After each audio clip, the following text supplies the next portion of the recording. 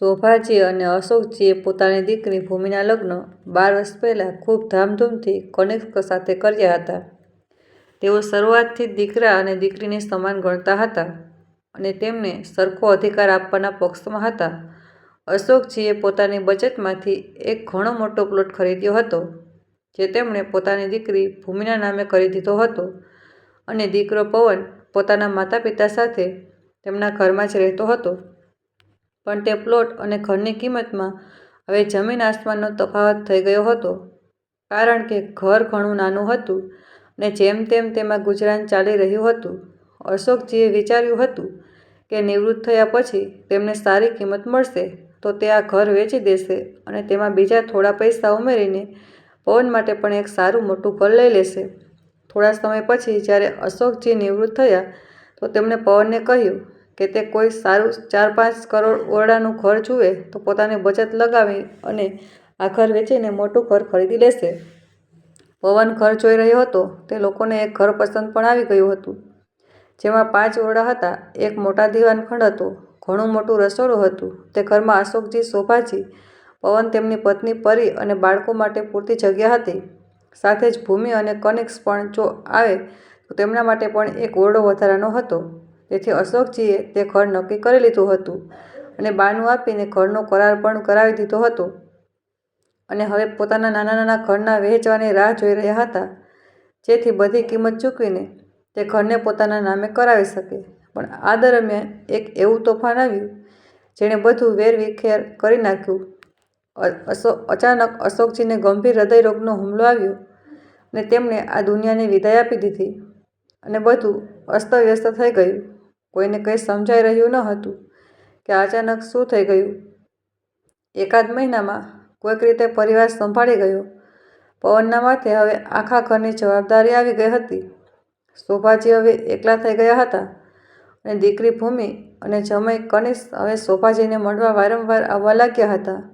કનિષ્ક ખૂબ જ લોભી અને સ્વાર્થી માણસ હતો અને પોતાના સ્વાર્થ માટે કંઈ પણ કરી શકતો હતો. સાથે ભૂમિ પણ તેની સાથે રહેતા રહેતા એવી ચાલાક થઈ ગઈ હતી. શોભાજી એકલા પડી ગયા હતા અને હવે તેનો લાભ ઉઠાવવાના હતા કનિષ્ક અને ભૂમિ. ખૂબ મોટો પેતરો ચાલી રહ્યો હતો. કનિષ્કના મગજમાં અશોકજીએ ઘર માટે થોડું બાનું આપી રાખ્યું હતું અને બાકીના પૈસા તે ધીમે ધીમે કરીને આપવાના હતા.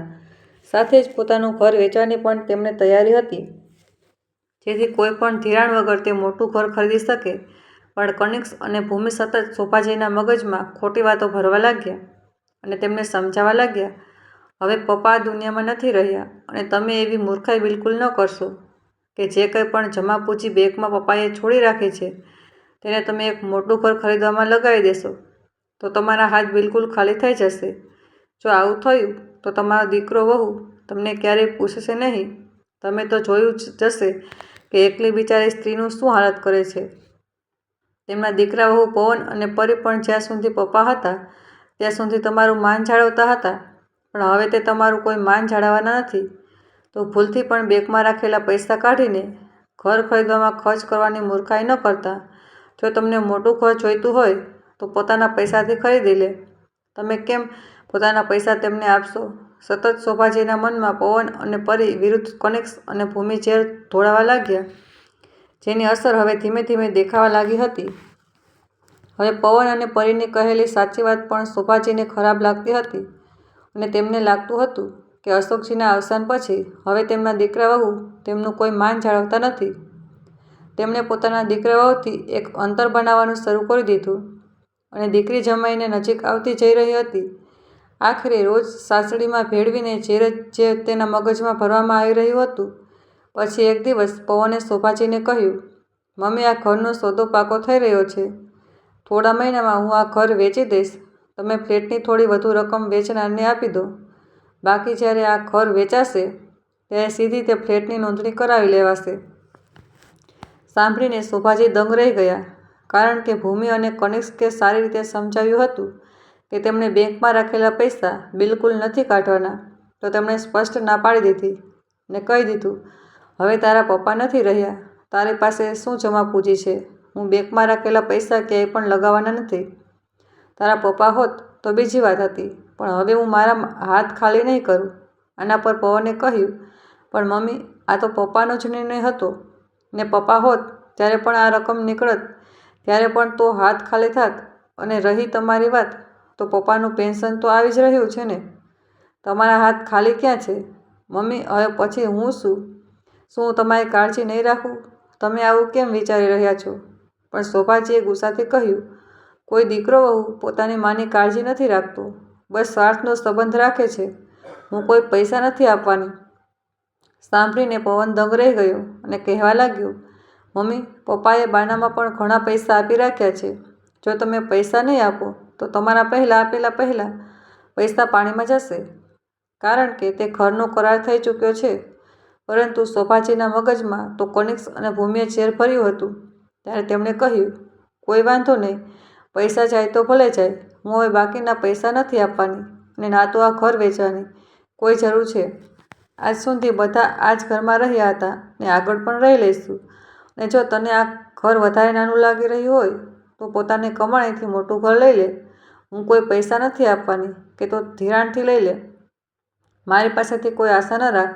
પવન અત્યારે ધિરાણ વિશે વિચારી પણ નહોતો શકતો, કારણ કે બાળકોનું ભણતર હતું અને તેની આટલી બચત પણ ન હતી કે પોતાની બચતથી તે મોટું ઘર લઈ શકે.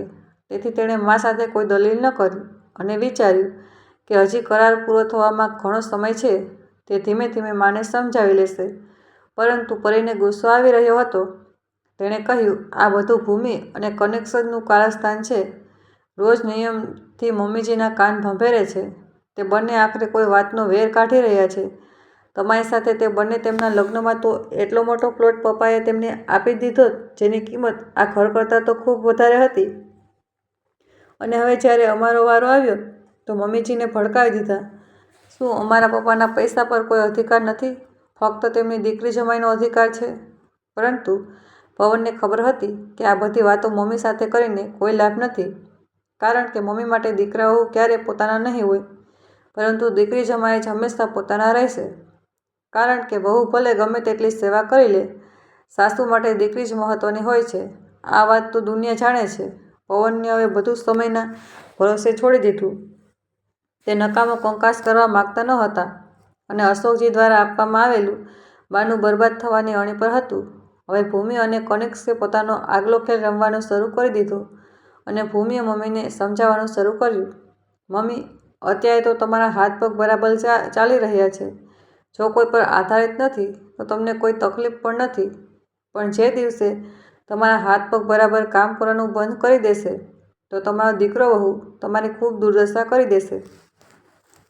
બધું હોવા છતાં પણ તમે લાચાર થઈ જશો. મારાથી તો આ બધું સહન નહીં થાય મમ્મી.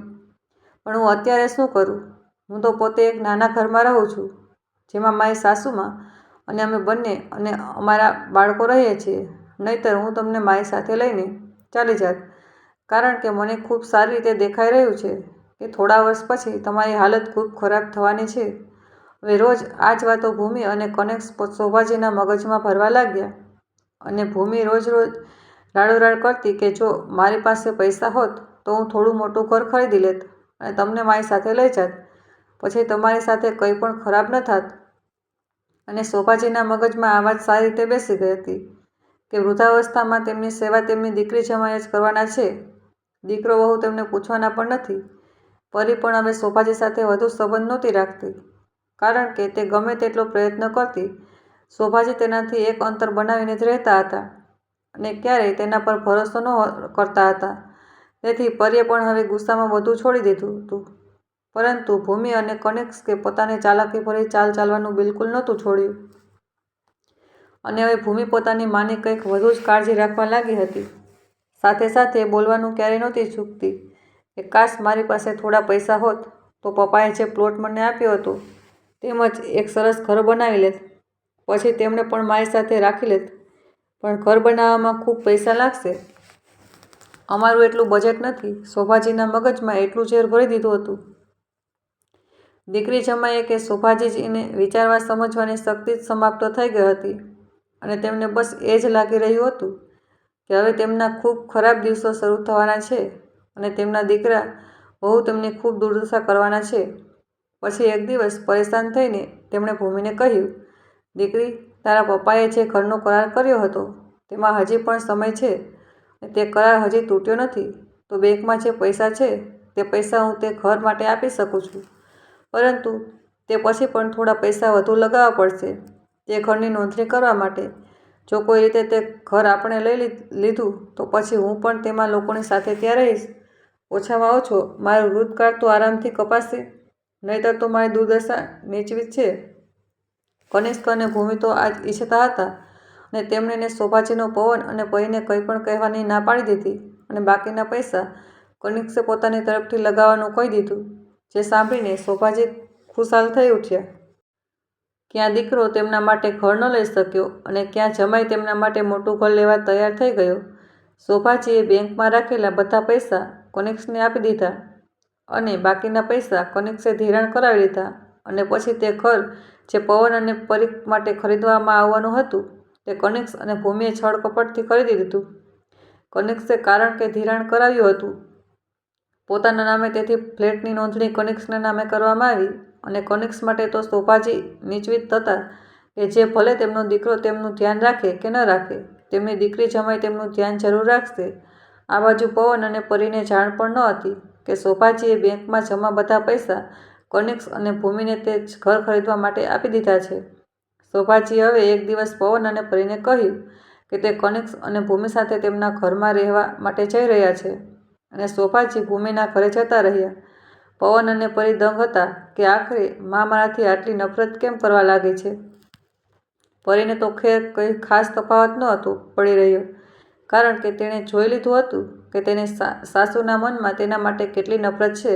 તેથી તે પણ હવે વધુ મગજ ન હતી દોડાવતી. પણ પવન ખૂબ દુઃખી થતો કે તેણે એવું શું કરી દીધું કે તેની મા તેને બિલકુલ પસંદ નથી કરતી. ખેર શોભાજી હવે ભૂમિ સાથે રહેવા લાગી ગયા અને લાગી રહ્યું હતું કે હવે તે ખુશીથી ખૂબ શાંતિથી રહેશે. પણ જલ્દી જ તેમને સચ્ચાઈ સમજાઈ ગઈ. ભૂમિના ઘરમાં રહ્યા પછી તેમને સમજાઈ ગયું કે પોતાનું ઘર પોતાનું જ હોય છે અને દીકરીના ઘર તમે રહી શકતા નથી. કનિષ્કે ઘર પોતાના નામે ખરીદ્યું હતું, તેથી તેના મા બાપ ખૂબ અધિકારથી તે ઘરમાં રહી રહ્યા હતા. પણ શોભાજીએ અલગ લગભગ બધી રકમ લગાવી હતી, છતાં પણ તે ઘરમાં કોઈનો કોઈ અધિકાર ન હતો. મહેમાનોની જેમ વ્યવહાર કરવામાં આવતો હતો તેમની સાથે. ક્યારેક ક્યારેક તો ભૂમિની સાસુમાં તેમને મેણું પણ મારી દેતા હતા કે જમાનો ગમે તેટલો બદલાઈ જાય, દીકરીના ઘરે રહેવું સમાજમાં સારી નજરે નથી જોવામાં આવતું. કંઈ બોલી શકતા ન હતા શોભાજી તે સમયે. ભૂમિની સાસુએ પણ કહેવાનું નહોતી ચૂકતી, દરેક જણ મારી જેમ ભાગ્યશાળી થોડું હોય છે જે મારા જેવા દીકરા વહુ મળી જાય તેમને. હું તો ભાઈ આરામથી મારા ઘરમાં રહું છું અને ક્યારેક ક્યારેક મારી દીકરી મને મળવા આવે છે. કેટલાક લોકો તો કેટલા કમનસીબ હોય છે કે તેમનો જમાઈનો સહારો લેવો પડે છે. આ બધું સાંભળીને પણ ભૂમિ અને કનિષ્ક ત્યારે પોતાની માને રોકતા ન હતા, જે જોઈને શોભાજી દંગ રહી જતા. તેમને લાગતું હતું કે તે ભૂમિના ઘરમાં કેવી રીતે રહે છે. આ ઘર તો તેમનું જ છે, તેમના પૈસાથી ખરીદવામાં આવ્યું છે.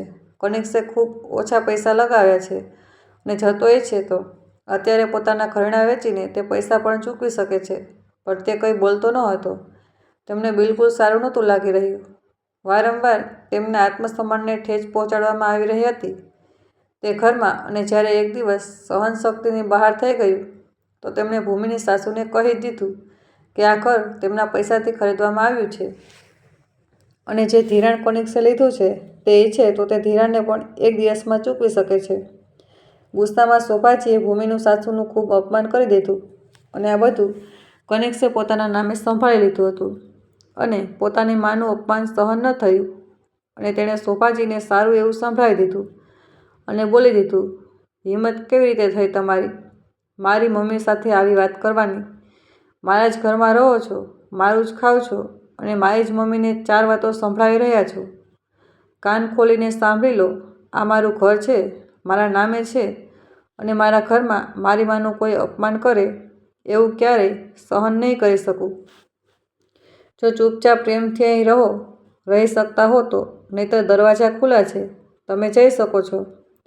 શોભાજીને વિશ્વાસ નહોતો થઈ રહ્યો કે તેમની આટલી ચિંતા કરનારો તેમનો જમાઈ તેમની સાથે આવું કરી રહી શકે છે. કે ત્યારે જ ભૂમિ ત્યાં આવી ગઈ અને બોલી, શું મમ્મી કરાવી દીધું ને? મારું અપમાન. ચૂપચાપ 2 રોટલી ખાઈને નથી રહી શકતી? અહીં નકામી દિવસભર જીભ ચલાવતી રહે છે. તને તો ખબર જ છે કનિષ્ક પોતાની માને કેટલો પ્રેમ કરે છે.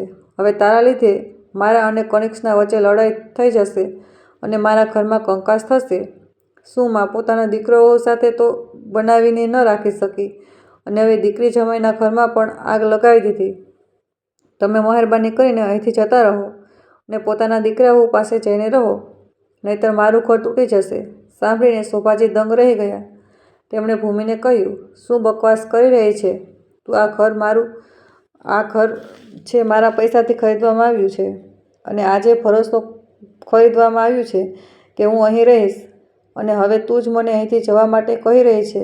ભૂમિએ ખૂબ નિર્જલતાથી કહ્યું, મમ્મી આ તમારું નહીં કનિષ્કનું ઘર છે અને તેમના નામે છે. આનાથી વધુ મારે કંઈ નથી બોલવું. હવે જઈ શકો છો. શોભાજીને સમજાઈ ગયું હતું કે કેવી રીતે દીકરી અને જમાઈ મળીને તેમને ભેરવી દીધા અને તેમને પૂરી રીતે ખાલી કરી દીધા અને સાથે સાથે દીકરા વહુ સાથે પણ સંબંધો ખરાબ કરાવી દીધા. તેમણે ભૂમિને કહ્યું, ખૂબ ખોટું કર્યું છે તે પોતાના ભાઈના અધિકારના પૈસા મને ભડકાવીને મને ભોળવીને હડપ કરી લીધા. ખૂબ ખોટું કામ કર્યું છે તે. શું શ્રાપ તો નથી આપી શકતી, પણ હા તારી વાતોમાં આવીને મેં મારા દીકરા વહુ સાથે ખૂબ ખોટું કરી દીધું. હવે ક્યાં માટે હું તેમને વધુ સત્ય જણાવીશ? તેમને તો હજી એ પણ નથી ખબર કે મેં બેંકમાં રાખેલા બધા પૈસા કાઢીને તને આપી દીધા છે અને એમના માટે ઘર ખરીદવામાં આવેલું ઘર તારા પતિના નામે ખરીદી લેવાયું છે. યાદ રાખજે, ખૂબ પછતાઈશ તું, કહીને શોભાજી ત્યાંથી નીકળી ગયા. તેમને સમજાઈ નહોતું રહ્યું કે તે શું કરે. કેટલી મોટી ભૂલ તો તે કરી ચૂક્યા હતા. ક્યાં માટે જાય તે પવન અને પરી પાસે અને શું જણાવે? તેમને પણ સત્ય તો તેમને કહેવું જ હતું. હિંમત કરીને તે પોતાના ઘર તરફ વધવા લાગ્યા.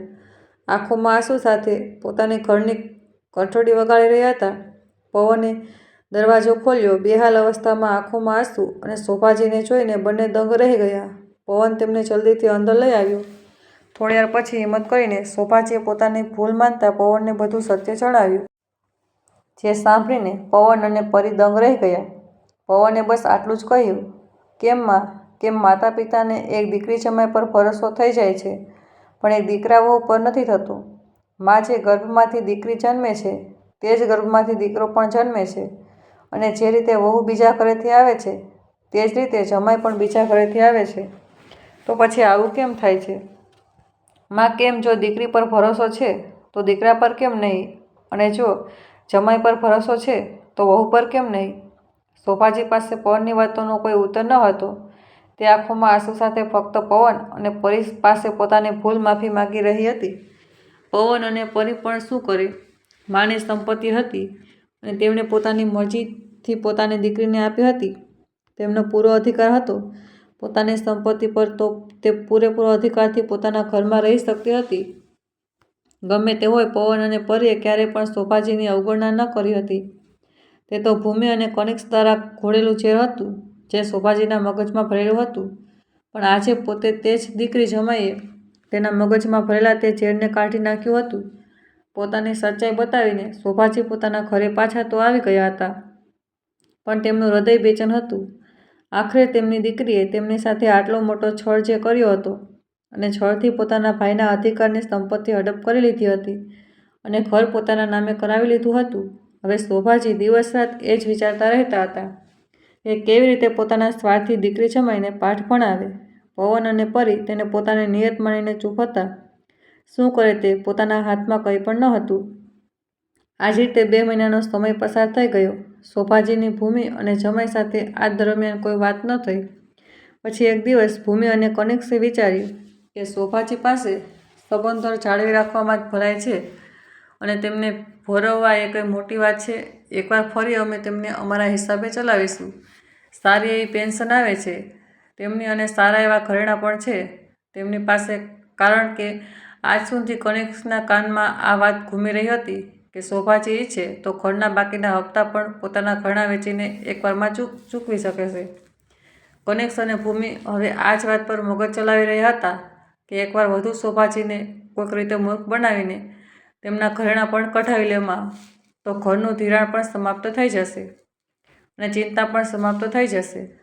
અને જો કોઈક રીતે તેમને ફરીથી પોતાની પાસે રાખી લેવામાં આવે તો તેમના બાળકોની ફી વગેરેની વ્યવસ્થા તો શોભાજીની પેન્શનની થઈ જશે. તેમના ઘણા પૈસા બચી જશે. ભૂમિએ 2 મહિના પછી શોભાજીને ફોન કર્યો અને ખૂબ પ્રેમથી પૂછ્યું, મમ્મી કેમ છો? તમે? શોભાજીએ પણ કહ્યું, કેવી રહીશ? જેની દીકરી જમાઈએ તેનું અપમાન કરીને તેને તેના જ ઘરેથી કાઢી હોય, તેની સાથે આટલો મોટો છળ કર્યો હોય. ત્યારે જ ભૂમિએ પોતાનો ખેલ રમવાનો શરૂ કરી દીધો અને કહ્યું, નહીં મમ્મી, એ વાત નથી. તે દિવસે કનિષ્ક ખૂબ વધારે પરેશાન હતા. ઓફિસમાં કોઈ ખૂબ મોટી સમસ્યા થઈ ગઈ હતી, જેના લીધે તે ઘણા તણાવમાં હતા અને તેમણે તમને આટલું બધું બોલી દીધું હતું. તે તો આજ સુધી આ વાત માટે પછતાઈ રહ્યા છે અને કહી રહ્યા છે કે તે તો શરમમાં માર્યા તમારી માફી પણ નથી માગી શકતા. ખૂબ અફસોસ છે કનિષ્ક અને મને. મમ્મી, હું પણ ખબર નહીં ક્યાં હોશમાં હતી કે મેં પણ એવી વાતો કહી દીધી. મમ્મી, અમે બંને ખૂબ શરમ અનુભવીએ છીએ. અમારાથી ભૂલ તો થઈ ગઈ છે. મહેરબાની કરીને તમે પાછા અહીં આવી જાઓ. બધું ઠીક થઈ જશે. મમ્મી, મેં સાસુજીને પણ સમજાવી દીધા છે અને તેમને પણ પોતાની ભૂલનો અહેસાસ છે, તો તે પણ તમારી માફી માગે છે. મહેરબાની કરીને તમે અહીં પાછા આવી જાઓ. હવે કોઈ તમને કંઈ નહીં કહે. શોભાજીએ કહ્યું, દીકરી, તે આટલું બોલી દીધું એ જ ખૂબ છે. માં શું, કેટલા દિવસ સુધી તમે લોકોથી નારાજ રહી શકું, પણ હવે હું ત્યાં નહીં આવી શકું. કારણ કે તે દિવસે જે કંઈ પણ થયું તેનાથી આ વાત તો મને પણ સમજાઈ ગઈ છે કે પોતાનું ઘર જ પોતાનું હોય છે અને દીકરીના ઘરે ક્યારે પણ માતા પિતા રહી શકતા નથી. કહીને શોભાજીએ ફોન રાખી દીધો. ભૂમિએ વિચાર્યું, ચાલો વાતચીતની એક શરૂઆત તો થઈ. મમ્મીને ધીમે ધીમે હું સમજાવી જ રહીશ. થોડો સમય લાગશે, પણ મમ્મી ફરીથી મારી પાસે આવી જ જશે અને પછી મારા કહ્યા મુજબ જ ચાલશે. હવે વારંવાર ભૂમિ અને શોભાજીની વાતો ફોન પર થવા લાગી હતી. ભૂમિ ઘરે ન હતી જતી. તેને ખબર હતી કે પરી ભાભી તેને સારી એવી ખરી ખોટી સંભળાવશે. તે ફોન પર પોતાની માને સમજાવતી હતી અને ધીમે ધીમે ફરીથી પોતાની તરફ આકર્ષિત કરવાનો પ્રયત્ન કરતી. એક દિવસ બંને વચ્ચે ફોન પર વાત થઈ રહી હતી તો શોભાજીએ જણાવ્યું કે પવન અને પરી ગામના ઘરે ગયા છે. ગામમાં આમ પણ શું બચ્યું છે? ફક્ત એક જૂનું ઘર તો હે, જે વરસાદના લીધે પડી ગયું છે. ગામથી ફોન આવ્યો હતો કે જો ત્યાં અમારો કોઈ જરૂરી સામાન હોય તો અમે લોકો આવીને લઈ જઈએ. સાંજ સુધી બંને આવી જશે. ભૂમિએ તે દિવસે ઘણીવાર સુધી શોભાજી સાથે વાત કરી અને તેમણે એને ફરીથી પોતાની જાળમાં ફસાવવાનો પ્રયત્ન કર્યો. ખેર બીજા દિવસે પરી અને પવન આવી ગયા અને પછી 3-4 દિવસ સુધી શોભાજી અને ભૂમિની કોઈ વાત ન થઈ. તે પછી ભૂમિએ ફરી શોભાજીને ફોન કર્યો અને તેમને મનાવવાનો પ્રયત્ન કર્યો કે તે તેમની પાસે આવીને રહેવા લાગે. શોભાજીએ કહ્યું, નહીં દીકરી, હું તારા ઘરે તો નહીં રહી શકું. તે ઘર તો હવે તારું છે, આખરે તારા પતિના નામે છે. હા, આ વાતનો અફસોસ જરૂર થાય છે કે મેં મારા દીકરાના અધિકારના પૈસા પણ તને આપી દીધા. પણ ચાલ, કોઈ વાંધો નહીં. કદાચ જે થાય છે સારા માટે થાય છે. મારા દીકરાના નસીબમાં તેનાથી ક્યાંય વધુ લખ્યું હતું, જે હવે તેને મળી ગયું છે. જો સંબંધો સામાન્ય રહ્યા હોત તો તે અને કનિષ્ક બેઈમાની ન કરી હોત તો અત્યારે કદાચ તેને પણ કંઈક લાભ થાત. પણ તે તો પોતાનો લાભ માટે પહેલાં જ ખૂબ મોટી બેઈમાની કરી લીધી. તો જેના નસીબમાં જે હતું તે તેને મળી ગયું. વાતોને ફેરી ફેરીને શોભાજીએ કહ્યું હતું. ભૂમિને પોતાને પણ સમજાઈ રહ્યું ન હતું અને તેણે કહ્યું, મમ્મી, સ્પષ્ટ કહો, તમે કહેવા શું માગો છો? શોભાજીએ કહ્યું, હું કંઈ કહેવા નથી માગતી. બસ તું ખુશ છે અને પ્લોટ પણ પપ્પાએ તારા નામે કરી દીધો હતો અને પવન માટે ખરીદવામાં આવેલું ઘર પણ હવે તને મળી ગયું છે. પવન અને પરી તો આ નાના ઘરમાં જ રહી ગયા, પણ કોઈ વાંધો નહીં, જલ્દી તે પણ પોતાના મોટા ઘરમાં રહેવા જશે. કારણ કે કોઈની કિસ્મત નથી લઈ શકતું. કહીને શોભાજીએ ફોન રાખી દીધો. ભૂમિના મનમાં ખળભળાટ મચી ગયો હતો કે અચાનક એવું શું થઈ ગયું કે મમ્મી આવી વાતો કરી રહ્યા છે. આમ પણ મમ્મી પાસે બચ્યું શું છે? બધું તો મેં લઈ લીધું. બસ થોડા ઘરેણાં છે જેનાથી કોઈ મોટું ઘર નથી ખરીદી શકાતું અને મહિનાનું પેન્શન આવે છે. ભાઈના બાળકોના ભણતરમાં જ ઘણા પૈસા ખર્ચાઈ જાય છે. તેમની પણ કોઈ ખાસ બચત નથી. તો કેવી રીતે તે અત્યારે મોટું ઘર ખરીદી લેશે?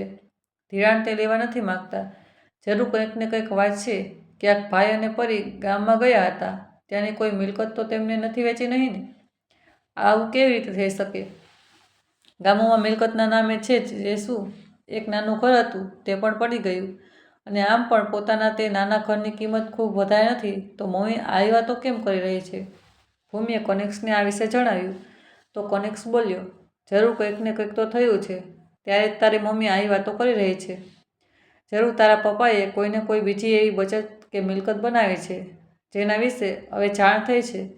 ભૂમિ, જો આ એવું છે તો આપણું ખૂબ મોટું નુકસાન છે. કંઈ પણ કહીને મમ્મીને મનાવવા તો પડશે જ. ભૂમિએ કહ્યું, પ્રયત્નો કરી રહી છું, પણ મમ્મી સ્પષ્ટ કંઈ પણ નથી બોલી રહી, પણ ખૂબ ખુશ છે. જરૂર કંઈક ને કંઈક તો થયું છે. કનિષ્કે કહ્યું, હવે લાગે છે મારે જ કંઈક કરવું પડશે. સાસુમાને મારી જાળમાં ફસાવવા માટે. અને પછી રવિવાર કનિષ્ક અને ભૂમિ તે મંદિરમાં પહોંચી ગયા જ્યાં શોભાજી દર રવિવારે જતા હતા. ત્યાં કનિષ્ક અને ભૂમિને જોઈને શોભાજી દંગ રહી ગયા. ચાલાક કનિષ્કે શોભાજીને રોકી લીધા અને તેમની માફી માંગવા લાગ્યો અને કહેવા લાગ્યો, મમ્મીજી, તે દિવસે હું બિલકુલ હોશમાં ન હતો. ખબર નહીં મારા મોઢેથી ખોટી વાતો કઈ રીતે નીકળી ગઈ. હું તો તમારી સાથે નજર પણ નથી મિલાવી શકતો. આજે ખૂબ હિંમત કરીને તમારી પાસે આવ્યો છું. મહેરબાની કરીને અમને માફ કરી દો અને અમારી સાથે ચાલીને રહો. શોભાજીએ કહ્યું, કોઈ વાંધો નહીં જમાઈજી, જે થાય છે સારા માટે થાય છે. મને પણ એ વાત સમજાઈ ગઈ છે કે પોતાનું ઘર પોતાનું જ હોય છે, તેથી હવે હું તમારે ઘરે નહીં રહી શકું. હા, પણ એક વાતનો અફસોસ હતો કે મેં મારા દીકરાના અધિકારની સંપત્તિ પણ મારા દીકરાના નામે કરી દીધી, પણ ભગવાને મારી તે ભૂલને પણ સુધારી દીધી અને મારા દીકરાને હવે તેનાથી ક્યાંય વધુ સંપત્તિ મળી ચૂકી છે અને હવે તે પણ જલ્દી જ પોતાનું એક મોટું ઘર ખરીદી લેશે. તે પછી પણ તેની પાસે સારી એવી સંપત્તિ બચેલી રહેશે. ચાલો, જે થાય છે સારા માટે થાય છે અને જેના નસીબમાં જે હોય છે તે તેને મળી જ જાય છે. કહીને શોભાજી જવા લાગ્યા. કનિષ્ક અને ભૂમિ દંગ હતા કે જરૂર કોઈ મોટો ખજાનો પવનના હાથે લાગ્યો છે. કનિષ્ક અને ભૂમિએ શોભાજીને રોકી લીધા અને તેમને કહેવા લાગ્યા, મમ્મીજી, મહેરબાની કરીને અમને માફ કરી દો. અમારાથી ખૂબ મોટી ભૂલ થઈ ગઈ. અત્યારે તો તેમનો મુખ્ય હેતુ હતો શોભાજીના મોઢેથી એ કઢાવવું કે પવનને આટલા બધા પૈસા અચાનક ક્યાંથી મળી ગયા. ભૂમિએ પોતાની માને ત્યાં જ બગીચામાં બેસાડી દીધા અને ભાવનાત્મક રીતે દબાણ કરવાનું શરૂ કરી દીધું. વાતોમાં આવીને શોભાજીએ જણાવી દીધું, દીકરી, જો બધું ઠીક રહ્યું હોત તો અત્યારે જે ખજાનો પવનને મળ્યો છે તેમાંથી થોડો હિસ્સો તમે લોકોને પણ જરૂર મળત. પણ તમે બંને પહેલાં જ જાણે બેઈમાની કરી લીધી છે, તો પવન હવે કોઈ કિંમતે તમે લોકોને કંઈ નહીં આપે. અને હું પણ ક્યાં મોઢે તેને કહ્યું કે તે તમે કોઈકને કંઈક આપી દે, નહીંતર કદાચ એક સોનાની ઈંટ હું તને પણ અપાવી દેત. સાંભળીને કનિષ્ક અને ભૂમિ દંગ રહી ગયા. સોનાની ઈંટ? અને તે શોભાજીને કહેવા લાગ્યા, મમ્મી, ભાઈને સોનાની ઈંટ મળી છે? આવું કેવી રીતે થઈ શકે? શોભાજી ત્યાંથી ઉઠીને જવા લાગ્યા. નહીં નહીં, તે તો મારા મોઢેથી એમ જ નીકળી ગયું. એવું કંઈ પણ નથી. હું પણ શું નકામી વાતો કરતી રહું છું.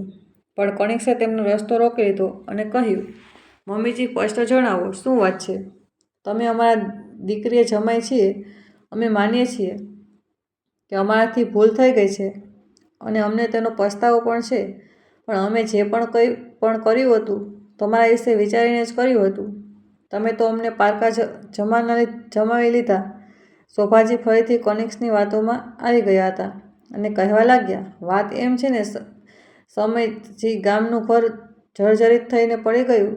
ત્યાં કંઈક ખાસ સામાન તો ન હતો, પણ છતાં પરી અને પવન ગયા હતા જોવા માટે કે ત્યાં કોઈ જરૂરી સામાન ન હોય તે ઘરમાં, અને ત્યાં અંદર જઈને જ્યારે તેમણે પડેલા ઘરનો કાટમાળ થોડો આમ તેમ ખસેડ્યો હતો, તે કાટમાળમાંથી તેમને સોનાની ઈંટ મળી, જે વજનમાં 2 કિલોથી પણ વધુ છે. તે ઘર ખૂબ જૂનું હતું. કદાચ મારા સસરાજીના દાદાજીએ બનાવેલું બની શકે કે તેમણે પોતાની જમાપુંજીને ઈંટનું રૂપ આપીને તે ઘરની દિવાલમાં લગાવી દીધી હોય, જે કોઈ જાણતું ન હતું. અને આજે જ્યારે તે ઘર પડ્યું તો તેના કાટમાળમાં તે સોનાની ઈંટ પણ દબાયેલી પડી હતી. તેમણે સારી રીતે શોધ્યું તો તેમને તે પ્રકારની 2 સોનાની ઈંટો મળી. બંનેનું વજન ખૂબ વધારે હશે અને પૂરેપૂરું શુદ્ધ સોનું છે, જેની કિંમત કરોડોમાં છે. પવન અને પરી તે ઈંટ લઈને ઘરે આવી ગયા છે. કોઈને કંઈ નથી જણાવ્યું હજી સુધી. કોઈ કંઈ નથી જાણતું. બસ અમે 3 જાણીએ છીએ. અને આજે તમે બંને જણાવી રહી છું. જમાઈજી, જો સંબંધ ઠીક હોત ને તો હું પવન પાસે જીત કરીને તે 2 ઈંટમાંથી 1 ઈંટ તમે લોકોને અપાવી દેત. જો મેં તે ઘર પવન માટે ખરીદી દીધું હોત ને તો હું પૂરા અધિકાર સાથે પવન પાસેથી તે 1 ઈંટ લઈને તમને આપી દેત કે આના પર મારી દીકરીનો બરાબરનો અધિકાર બને છે. પણ હવે મેં પોતે જ બેઈમાની કરી છે, તેથી મને નથી લાગતું કે તે કંઈ પણ ભેસ છે, કહીને શોભાજી ત્યાંથી જતા રહ્યા. પણ સોનાની ઈંટ, તે પણ આટલી ભારે, સાંભળીને જ કનિષ્ક અને ભૂમિ દંગ હતા અને તેની કિંમતનો અંદાજ લગાવી રહ્યા હતા. તેમને સમજાઈ ગયું હતું કે અત્યારે નુકસાનમાં પવન નહીં, તે બંને છે અને તેમને કોઈ પણ હાલતમાં સોનાની 1 ઈંટ તો જોઈતી જ હતી. કનિષ્કને ખબર પડી ગઈ હતી કે પવન સારી સોસાયટીમાં ઘણા મોટા ફ્લેટ જોઈ રહ્યો છે. કનિષ્ક અને ભૂમિના મનમાં ઉથલપાથલ મચેલી હતી. કંઈ પણ કરીને તેમને ઈંટ જોઈતી હતી, પણ શોભાજીએ તે માટે સ્પષ્ટ ના પાડી દીધી હતી. એક દિવસ સવારમાં ભૂમિ અને કનિષ્ક પવનના ઘરે પહોંચ્યા.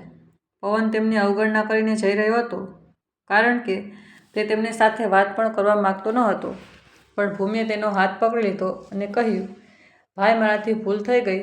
ખબર નહીં આ બધું મેં કેવી રીતે કરી દીધું. કદાચ મમ્મીની ચિંતામાં ખબર નહીં કેમ મને વહેમ થઈ ગયો હતો કે તમે મને પરિભાભી મમ્મીની કાળજી નહીં રાખો. કનિષ્કે પણ કહ્યું, હા શાળા સાહેબ, અમારાથી ભૂલ થઈ ગઈ, પણ હવે અમને સમજાઈ ગયું છે કે અમે ખોટું કર્યું છે અને અમે તે ભૂલને સુધારવા માંગીએ છીએ.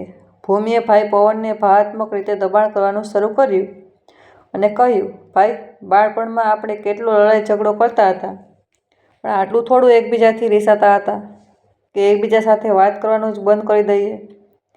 ભાઈ, અમે જે પણ કર્યું ફક્ત મમ્મીની ચિંતામાં કર્યું, પણ તમે વિશ્વાસ માનો, હવે અમે અમારી ભૂલ સુધારી દઈશું. અમે તો બધા કાગળપત્રો લઈને આવ્યા છીએ. તમે બસ ચાલો. તે ઘર અમે ખાલી કરી દીધું છે. કનિષ્ક અત્યારે ને અત્યારે તે ઘર તમારા નામે કરશે. અમને અમારી ભૂલનો અહેસાસ થઈ ગયો છે. હવે અમારે કંઈ નથી સાંભળવું. તમારે અમારી વાત માનવી જ પડશે. અને જબરજસ્તી ભૂમિ અને કનિષ્ક પવનને લઈને જતા રહ્યા અને ઘરની નોંધણી પવનના નામે કરાવી દીધી. સાથે જ કહ્યું, જે થોડું ઘણું ધિરાણ હતું, આ ઘર પર તેને પણ કનિષ્કે ચૂકવી દીધું છે. જેથી આ ઘરમાં હવે કોઈ ધિરાણ નથી અને આ ઘર આજથી તમારું છે. તમે લોકો જલ્દીથી જલ્દી તમારા ઘરમાં રહેવા આવી જાઓ. 1 અઠવાડિયું પછી પરી અને પવન શોભાજી સાથે પોતાના નવા ઘરમાં રહેવા જવાના હતા, તો શોભાજીએ ફોન કરીને ભૂમિને પોતાના ઘરે બોલાવી. ભૂમિ અને કનિષ્ક ખુશી ઘરે આવ્યા, એ આશાએ કે હવે બધું ઠીક થઈ ગયું છે અને હવે સોનાની ઈંટ પવન તેમને આપી દેશે. શોભા દીકરી અને જમાઈને જોઈને ખુશ થઈ ગઈ અને પવન અને પરી પણ ખૂબ ખુશ હતા. પવન તેમને હાથ પકડીને અંદર લઈ આવ્યો અને કહ્યું, સંબંધોમાં થોડી ગેરસમજ થઈ ગઈ હતી, પણ તમે લોકોએ આગળ વધીને બધું ઠીક કરી દીધું. હવે આપણી વચ્ચે કોઈ ગેરસમજ નથી અને અમે લોકો આજે તે ઘરમાં રહેવા જઈ રહ્યા છીએ. પપ્પાની સંપત્તિ બંને ભાઈ બહેનોમાં સરખા ભાગે વહેંચાઈ ગઈ છે. હવે ભૂમિએ પોતાનો આગલો દાવ રમ્યો અને કહ્યું, હા એ તો છે, હવે સંબંધો ઠીક થઈ ગયા છે અને પપ્પાની સંપત્તિ બંને ભાઈ બહેનોમાં સરખે ભાગે વહેંચાઈ ગઈ છે. પણ ભાઈ, બધી સંપત્તિ તો હજી નથી વહેંચાઈ. તમને ગામના ઘરમાં સોનાની 2 ઈંટો મળી છે. મમ્મીએ મને જણાવી દીધું છે, તો તેમાંથી 1 પર તો અમારો અધિકાર બને છે. તમે પણ અમને અમારો અધિકાર પાછો આપી દો, તો સંબંધો આમ જ પ્રેમ ભાવથી હંમેશા ચાલશે. અને અમને ખબર છે તમે અમને અમારો અધિકાર જરૂર આપશો. પવને કહ્યું, અરે બિલકુલ, તને પણ તારો અધિકાર મળવો જ જોઈએ. મને ગામના ઘરમાં જે કંઈ પણ મળ્યું છે તેનો અડધો ભાગ તો હું દરેક સંજોગોમાં તને આપીશ. મમ્મી મહેરબાની કરીને ગામના ઘરેથી જે કિંમતી વસ્તુ મને મળી છે તેનો અડધો ભાગ લઈને આવો. હું ભૂમિને આપવા માંગુ છું. ભૂમિ અને કનિષ્ક ખૂબ ખુશ હતા અને વિચારી રહ્યા હતા કે તેમને આટલી ભારે સોનાની ઈંટો મળશે, કેટલા અમીર થઈ જશે. તે પવને એક ભારે થેલો ભૂમિને પકડાવ્યો, જેનું વજન ઘણું વધારે હતું. ભૂમિ તેનું વજન અનુભવીને દંગ રહી ગઈ અને તેણે જલ્દીથી થેલો ત્યાં ઊંધો કરી દીધો. થેલામાંથી એક ઘણી ભારે ઈંટ બહાર પડી, પણ તે ઈંટ સોનાની ન હતી, એક સામાન્ય ઈંટ હતી. પવન બોલ્યો, ભૂમિ, તે ગામના ઘરમાં મને આ તૂટેલા ફૂટેલા ઈંટ પથ્થર સિવાય કંઈ પણ નથી મળ્યું. ગામના ઘરની યાદ રાખવા માટે ફરી હું 2 ઈંટ લઈને આવ્યો. જતો એક મેં રાખી અને એક ઈંટ તું રાખી લે. આખરે આપણા પૂર્વજોની સંપત્તિ જે છે. ભૂમિ નવાઈથી સોભાજી તરફ જોઈ રહી હતી તો સોભાજીએ તેને કહ્યું કે મગજ ભગવાને ફક્ત તમને બંનેને જ આપ્યું છે? બાકી આ દુનિયા બુદ્ધિહીન છે શું? અને તમે બંને વિચારી પણ કેવી રીતે લીધું કે એકવાર તમારાથી એટલો મોટો છળ સહન કર્યા પછી ફરીવાર હું તમારા બંનેની જાળમાં ફસાઈ જઈશ? જે દિવસે તમે બંનેએ ફરીવાર મારો સંપર્ક કર્યો હતો ને તે જ સમયે મેં વિચારી લીધું હતું કે આ વખતે તમે લોકો નહીં પણ રમત હું રમીશ અને મારા દીકરાઓને તેમનો અધિકાર અપાવીને જ રહીશ અને તમારા જેવા ચાલાકોને પાઠ પણ ભણાવીને રહીશ. મળી ગયો ને તને તારો જવાબ? હવે નીકળો અહીંથી, કારણ કે આ ઘર પણ મારું છે અને તે ઘર પણ મારા દીકરાઓનું છે અને હવે હું મારા દીકરાઓ સાથે આરામથી રહીશ. મને પૂરો ભરોસો છે જે વૃદ્ધાવસ્થામાં મારા દીકરાઓ મારી પૂરી કાળજી રાખશે. અને હા, છળની શરૂઆત તમે લોકોએ કરી હતી અને અંતે મેં કરી દીધો. હવે મારાથી કોઈ આશા ન રાખતા. મારા દીકરાને તેના અધિકારનું ઘર મળી ગયું છે અને આ ઘર પણ હું તેના નામે જ કરીશ અને મારા બધા ઘરેણાં પણ મારી વહુને મળશે.